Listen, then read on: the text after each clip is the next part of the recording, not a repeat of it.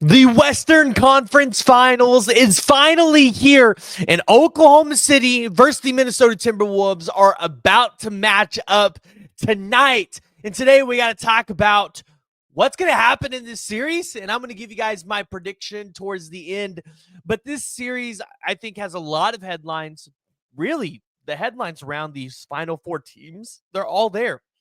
You've got three teams that can win the NBA championship for the first time. You got the New York Knicks, who hasn't won the championship in over 50 years, a storied NBA franchise. Like this NBA matchup, this NBA Finals matchup is set to be probably one of the more intriguing and parity driven NBA Finals matchups that I think we have seen in probably a really long time. And it's awesome that the Oklahoma City Thunder could potentially be a part of that.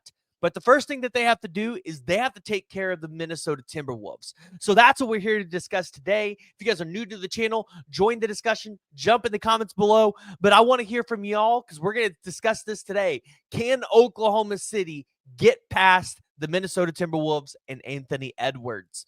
Because Minnesota and Anthony Edwards, like this team is sneakily a really good team. I don't think the record really indicates how good this team is this year. And a lot of that was because Julius Randle missed time. The Timberwolves were having some other issues on trying to get some clicking, but towards the end of the season, it felt like maybe the Timberwolves were kind of rolling a little bit.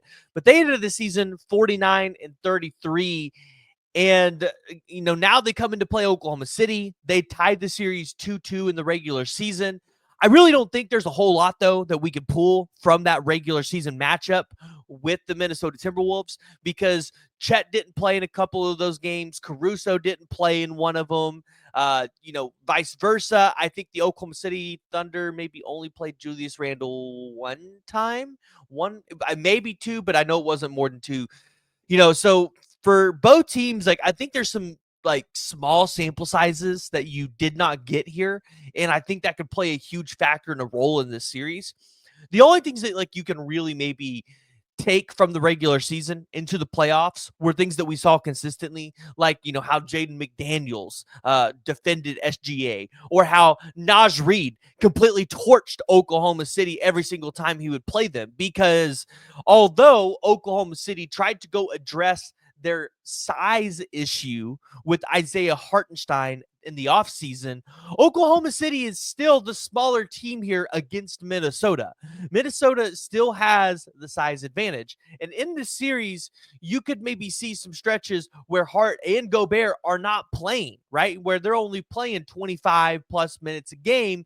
So now all of a sudden you've entered into a realm where Oklahoma City's going to have to go into their bench. Like they're going to have to rely on a Jalen Williams to come in and give them some good, valuable minutes.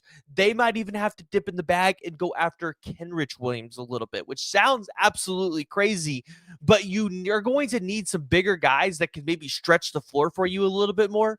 We might even have to see some packages where J-Dub is playing the center or the power forward position. So this is going to be an absolutely intriguing matchup from that point, because I don't think it's going to be any. I don't think we're going to have to see Oklahoma City do this at all again if they go to the NBA Finals, and we haven't had to see them do it up to this point. Now, the great thing is Jalen Williams got some very valuable minutes against Denver, so Jalen Williams himself has been stacking up some experience there, and he's a 3-and-D guy, right? He can spread the floor for you as a center, but he can also play with some of those big boys, right? He can defend some of those big guys. And I think that's a huge plus, having a guy like that. And so you look at this matchup for Oklahoma City and Minnesota. One of the things that I think is critical for Minnesota here in this series to not lose this game or not lose the series in 5 is they have to take really good care of this ball. Because as we saw against Denver, Oklahoma City can make you turn the ball over. And when they capitalize on those turnovers, it's a bloodbath. Oklahoma City is going to pull away, and they might win some of those games by 20-plus points. And so for Minnesota, a team that averages almost 14 turnovers a game, you've got to be smart in your passing lanes, right? Not making cross court passes. You've got to be aware of where Caruso and Dort and SGA and Jalen Williams and Cason Wallace all are. And it's funny, I mentioned all those guys because those are all guys that are great at intercepting passing lanes. You have to be aware of where they're all at. But then again, at the same time, you have to be able to play your game. And that's where the Minnesota Timberwolves, I think, can get themselves in a little bit of trouble because although Julius Randle has gotten hot over the past series against Golden State Warriors, Julius Randle has had a huge tendency in the past to kind of be free with his shooting, force shots. And against Oklahoma City, they would love for you to force your shots. They would love for you to take shots that are not ideal to your game. And I think that that's something that they can get Julius Randle to do. Now, the question is, can Oklahoma City stop Naz Reid? Because they couldn't do it all regular season. And Naz Reid, if Naz Reid wants to beat you, I think if you're Oklahoma City, you take it because Naz Reid's not going to go out there and score 35, 40 points a game to beat you. But this is going to be an interesting series to see if Anthony Edwards can step up for the Minnesota Timberwolves to beat Oklahoma City. So we saw in the regular season, there was a game where Oklahoma City had the lead. I think it was probably towards the middle of the season. And then I think it was like a 20-point lead. And it was at home. And Minnesota kind of just stormed back. And, they didn't look back from there. I think they sent it to overtime or something like that. And, Timberwolves got to the line. They shot the 3-ball well. I don't expect that to happen again. I don't expect that to happen too many times. But I will say, if you're Oklahoma City, you've got to be careful in giving Minnesota these 3-point shots because Minnesota loves to take 3-pointers. They will take them at a high rate. And if they're hitting them, Oklahoma City's going to have to find a way to maybe get, out into those wings a little bit and force Minnesota back inside. But Anthony Edwards is a guy that, you'll look up and he'll have 10, 11, 12 3-pointers attempted in a game. So Oklahoma City has to be diligent. Obviously, if you want to let them take those threes, you can. But they need to be careful that they don't let Minnesota get into a groove because that will ultimately end up killing you. Now, looking at this game, looking at this series, I kind of went back and forth a little bit.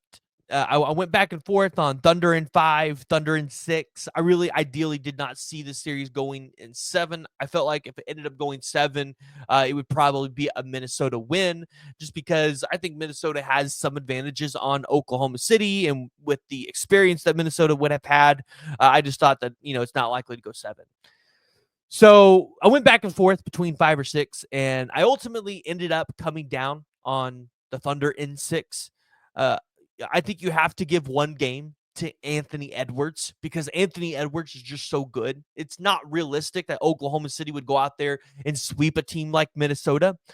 But in the same breath, I do think the Timberwolves are a good enough overall team, like we saw in the regular season, to give Oklahoma City problems and to go out there and at least win one game on top of that, which I would give them at least 2 at that point. Where do those 2 come from? I don't know. I actually think Oklahoma City will probably win both games to start the series and go up 2-0.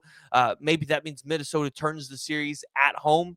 It is likely, though, that if Oklahoma City goes up 2-0, they probably close the series in 5 because they will probably get one in Minnesota and then be able to come back home in Game 5 and close that out.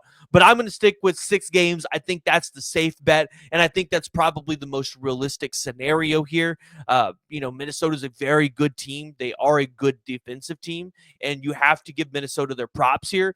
And, I think it would be good for Oklahoma to be tested just a little bit more before they get to the NBA Finals. I don't want Oklahoma City to walk into the NBA Finals with, big heads thinking, all right, well, we just eliminated the Minnesota Timberwolves in 5 games, bring on, any of these Eastern Conference teams who haven't beat us, right? I don't want that to happen. And I'm not saying that will happen, but, sometimes young players can get a little bit off of what, they